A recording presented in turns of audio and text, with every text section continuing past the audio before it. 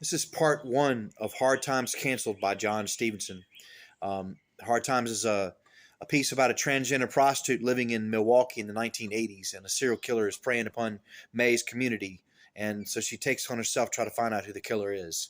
And it's just meant to be a bunch of jokes, not meant to be taken too seriously at all. It's a pro LGBTQ, no Q, pro LGBT piece in the end, you can see. So, Hard Times Canceled, Part 1 canceled. Dedicated to Dave Chappelle, one of the true comedic artists in society today. He's the one that does Netflix specials now. And though perhaps a bit injured, is strong-willed, still has his pride, and thankfully, thus far, has remained uncancelable. Top YouTube comment with the most likes. One of these days, I'm going to sit down and write a long letter to all the good friends that I've known. And I'm going to try to thank them for all the good times together, though so apart we have grown. One of these days, Neil Young. Part 1, Hard Times. In the bowels of the poorest part of the city of Milwaukee in the late 1980s, there lived a loving and motley circle of faggots and queers. The pressures of them during those days was enormous. Nothing at all about the gay and transgender culture was accepted yet, and most of all the uneducated, and still some of the educated, thought homosexuals brought the AIDS epidemic on themselves, a scourge from God to blight them all from the face of the earth. It was a medical certainty that the HIV infection was getting more prevalent among the unmarginalized. Blood transfusions and some clot medications were now responsible for infections. Not only then were the gays the reason for breaking the sneaky sex virus on themselves, but now normal people. Among the many normals that began to get ill were the blatantly challenged breeders and the women who liked to have unprotected anal sex. The homosexual men shrugged and wondered if these were mutant women and had prostates to make them like it like that, or were just obliging the deviancies of their male sexual partners. Little did most of all the women that got AIDS anally know, but the husbands and lovers who infected them were either half fags or shared needles on the side.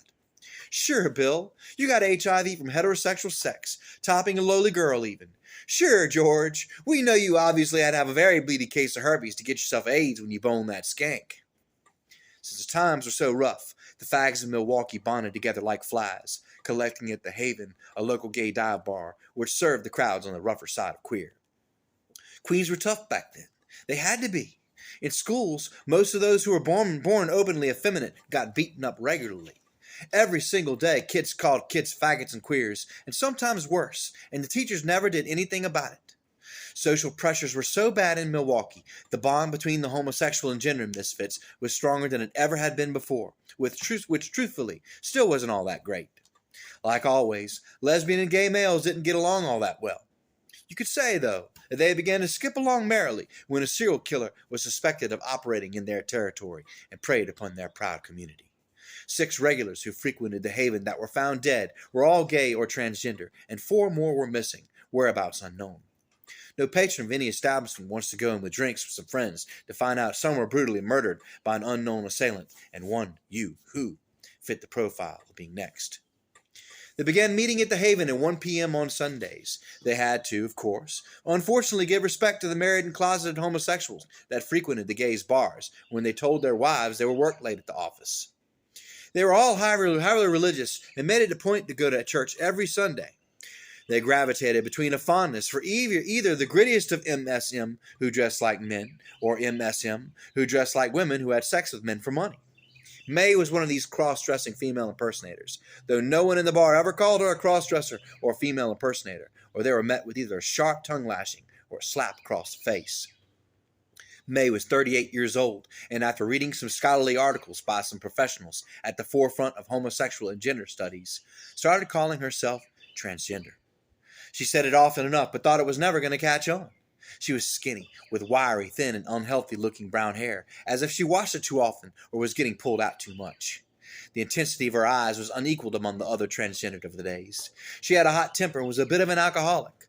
Especially, you could hardly ever cleave some bourbon away from a rider wrists limply. Try as she did, she never could hide the fact that she had the mind of an intelligent male, emotions of a female, and masculine piercing eyes. 2 of her dearest partners in crime, were found dead and bloated in the Milwaukee River, and 1 other one was missing. She was prancing mad. "What are we going to do?" she shouted to the crowd, and flexed gaily. It was more of an introduction and get riled up statement than it was a question. She was truly a local firebrand and the perfect person to head the anti-serial killer platform. Plus, she had a knack for getting everyone riled up because it was all too easy to rile her up. You mean, what are you gonna do? Quipped Linda the lesbian, an extroverted and clever bull dyke who sold high-end niche Persian flooring. May grinned. She knew Linda cared. May liked her even though she was a lesbian. Most of the lesbians hated May because she beat them all in pool and had a penis too. As things got scary in Milwaukee, the queers and transvestiqueers that frequented the haven clung even more ferociously to their brutal but loving sense of humor. I know, May retorted. They only kill us cornholers because the muff munchers aren't good to eat. Speak for yourself, dear, Linda shot back. They both smiled at each other. May was going to joke with Linda about having such a sweet muffin hole, but thought the better of it. Back to business, folks, May said, clapping her hands together. Face it, the cops aren't helping us all because they don't care. May hated the police. Every month or so she was locked up for prostitution. The policewomen treated her disrespectfully, even though she begged them to treat her like a lady. None of them ever called her May, but by her given birth name, Maynard Sheffield. Even though she made sure to correct them every time they had made a mistake, they never called her she, her, madam. She considered the fact that the charges were always dropped from criminal prostitution to some common misdemeanor, but she still hated them. Here's what we know, she began. He's a bigger guy, about 250 pounds. Gary and Bella saw a tall guy of that build walking out with Tina the night she disappeared. Will was also seen walking into an alley to shoot up, when a man of the same height and build was seen going in that alley 5 minutes later. Tina was found in the Milwaukee River a week later, and Will was found in that same alley, beaten to death and robbed the next morning. Of course all of his valuables and belongings were taken. It's hard times in Milwaukee living in the 1980s. I'd pick up a penny lying on tails on a dead skunk's ass. Collecting exact change from your clients? Linda shouted aloud. May almost lost all balance and muscle motor function below her thighs, but gathered herself quickly instead of crumpling on the floor laughing. Real good one, Linda, but let's get in rhythm here together. Look around you. I know we all don't get along, but face it, we're dropping like flies out here. The next victim could be any one of us. Unfortunately, we have no authority figure backing us. We're going to have to do this all on our own. May hated every authority, and strange as it may seem, was happy the police weren't doing anything about this. She was a fierce and passionate, and knew she could get things done herself. May was born a girl, she figured, to get shit done, especially when she was being floofed. She had a plan. First off, we're implementing our own independent neighborhood watch. Starting tomorrow, all the local drug dealers will be posted so they can see every single inch of every single nook and cranny of every single street and alleyway. May knew just about all of the drug dealers in the neighborhood and several others. She was a true head and would do just about any kind of drug she could get her hands on. It was entirely feasible that with her guidance, the new independent straight movement would be successful. About the only thing we can do is catch him in the act, she said, pausing, and then fucking kill him. I'm encouraging all the drug dealers on shift for the watch to be armed, preferably with an AR, pistol, or shotty. Then we're going to kill him so he can never hurt anyone ever again. And I'm going to take the blame for it all, May said, matter-of-factly. First, we have to catch him trying something. If I see or hear of anyone ever strangling a prostitute wrongfully or beating up a gay guy too joyfully that's the size of the assailant, I'm going to kill that son of a bitch right then and there. May paused and looked at the crowd sternly. Robert spoke up. He was one of the closeted married ones and was very Christian. Since he was a Christian, of course he was a cross-dresser, especially on a Guido, without a t-shirt under his v-neck. Don't kill him, May. That's not right. May wasn't sure if she was more disgusted by his faggoty Fargo accent or the things he liked to do with her pussy for pay. Nevertheless, she shrugged it off and countered. Oh, I promise you, that motherfucker will die. Do you realize you just incriminated yourself in front of the whole bar? Jerome asked. He was one of the crack dealers on night patrol that week. I don't care. I love Tina and Tim dearly, May cried. People had stopped mentioning their friends' names around her. May was so upset about her deaths. People didn't want to see her emotional outbursts, but they respected the fact that they knew that hers were heartfelt and genuine. She got extremely agitated and emotional. I'm going to kill him, and I'm not going to care a thing what happens to me. Victoria Swan was a rich trans penis envy and a little too drunk, and to the embarrassment of her frenemies that were broke that night, spoke up to try a witty statement like Linda the lesbo had earlier. Linda was the only real person who would get away with making fun of May. Much to the horror of those seated around him, Victoria picked up and said, You're going to love jail, you dirty little whore. The transvestite base hated the drag queens because they were loud, obnoxious, and wore way too much perfume. The drag queens hated the transflufa dudes because they had an easier time convincing people they whore women with far less effort and even far less makeup. May looked at Victoria out of the corner of her eye and said, "Drag queens are like tiny little children. They should be seen in a Christmas pageant and never heard from again from a big green van in the parking lot of a burned-out McGiggles. Seriously, Victoria, what makes you think I won't cut you?" May was always saying that to people, but it took a serial killer shit to make people believe she was finally capable of it. "What else can we do, May?" asked Sonny. He said it to change the topic in time. "Unfortunately, that's it for now," said May. "We could pray," said Robert pretentiously. May wasn't having any more lip from anyone else, especially a married and closeted Christian queen.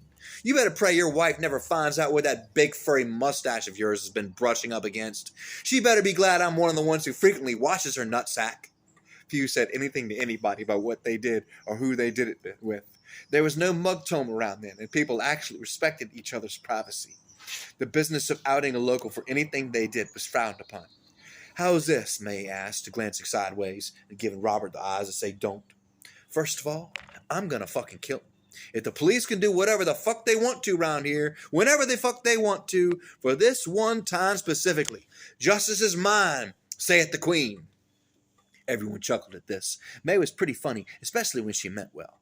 "Just how long have us them's been after them, telling them, we're getting fucked in the ass by a madman, and they never do anything about it?"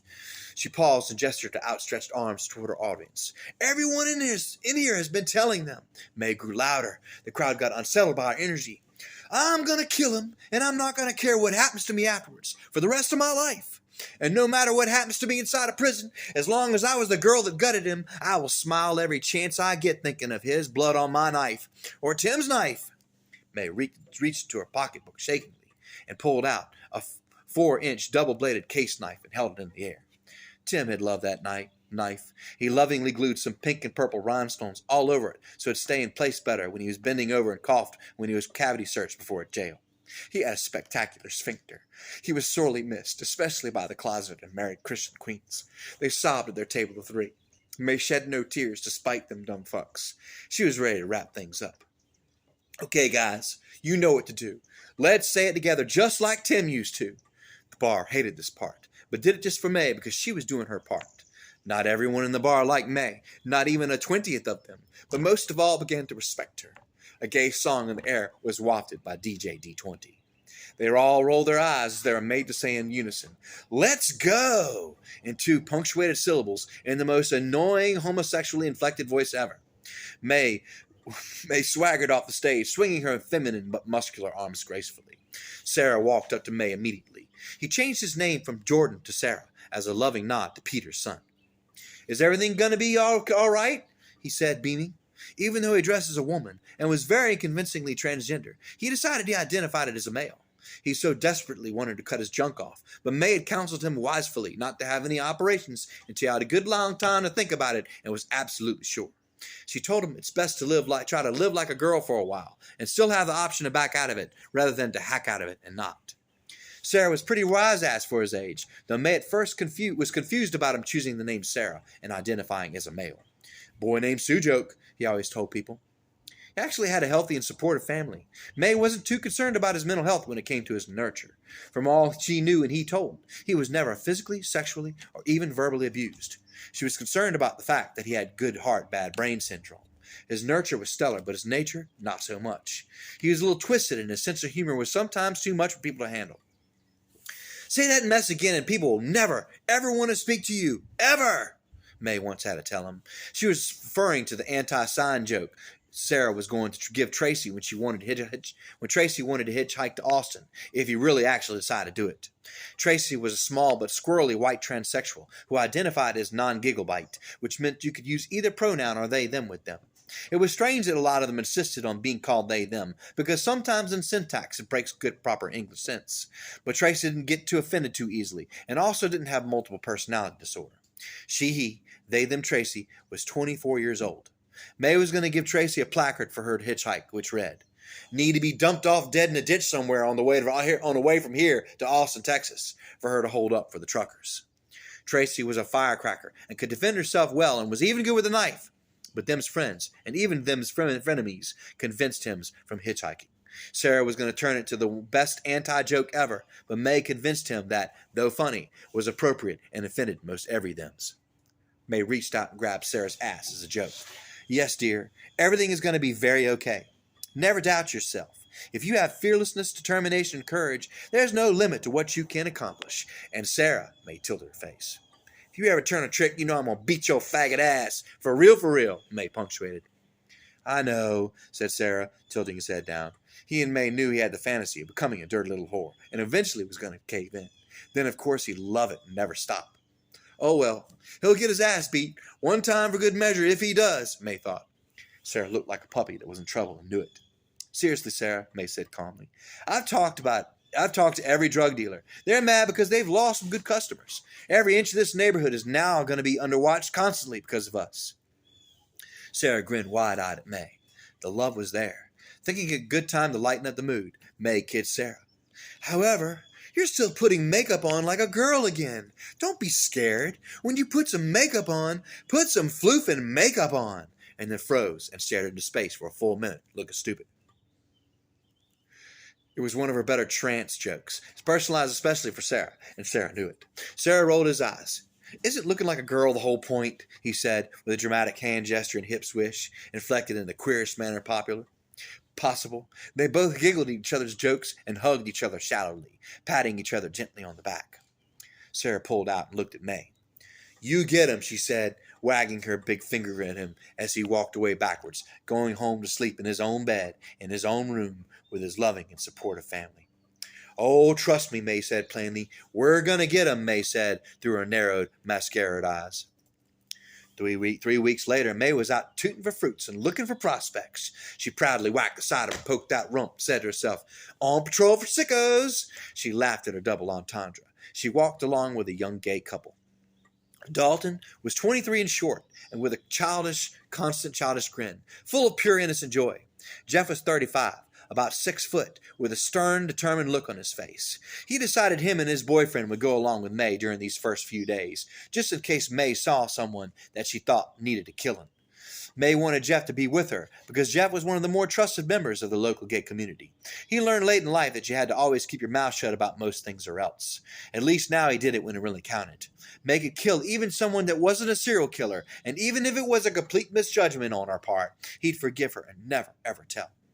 Dalton would never tell because he loved and respected Jeff. Jeff chose himself to go along with May because he was pretty good at defending himself and others. Also, his mouth was as sharp as May's, and he could defend someone easily. He disliked to run his mouth at those who defended him enough to make him want to hit him.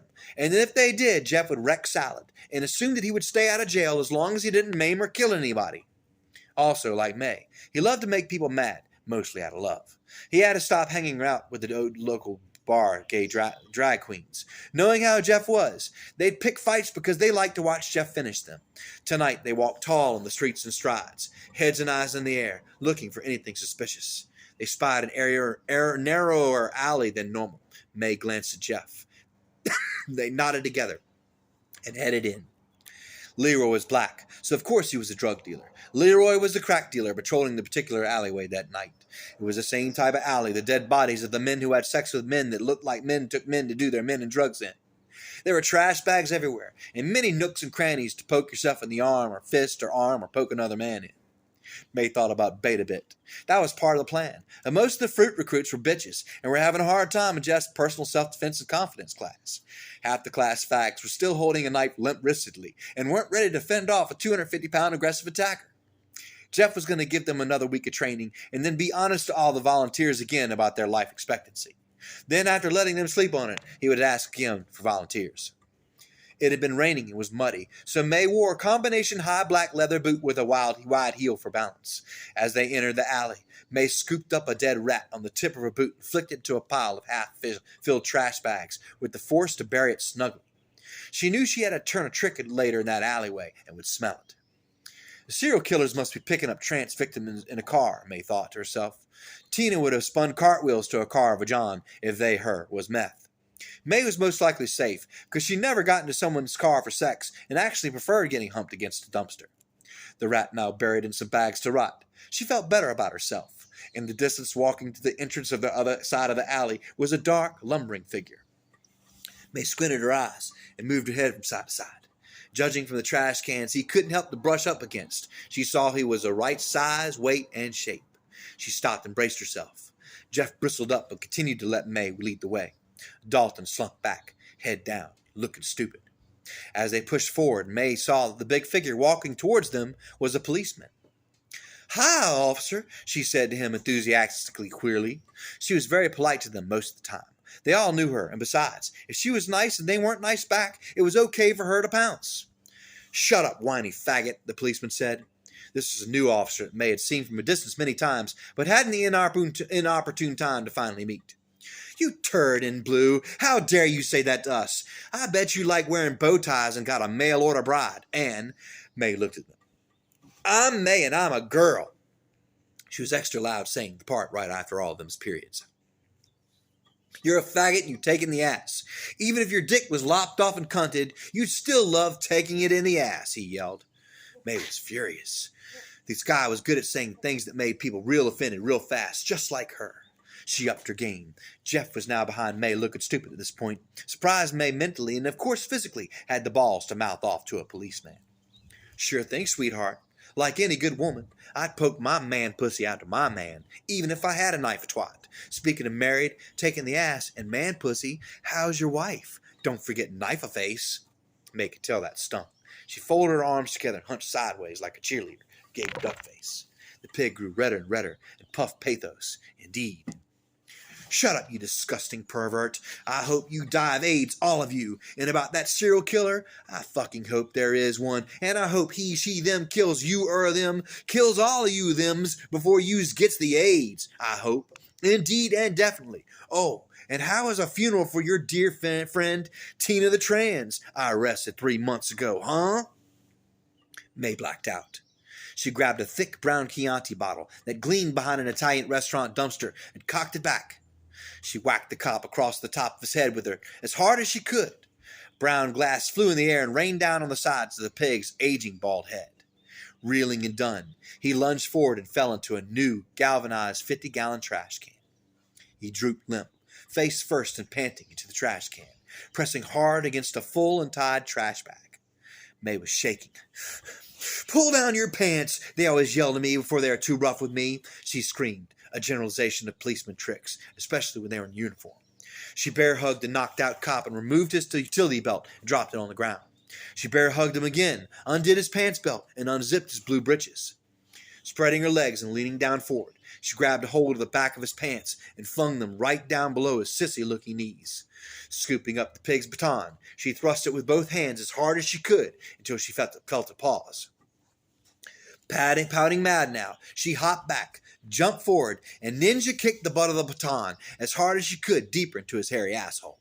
The rest of the baton, 16 inches more, a full 2 feet in total, plunged into the dying pig, knocked out and suffocating, and unable to breathe through a plastic bag full of trash.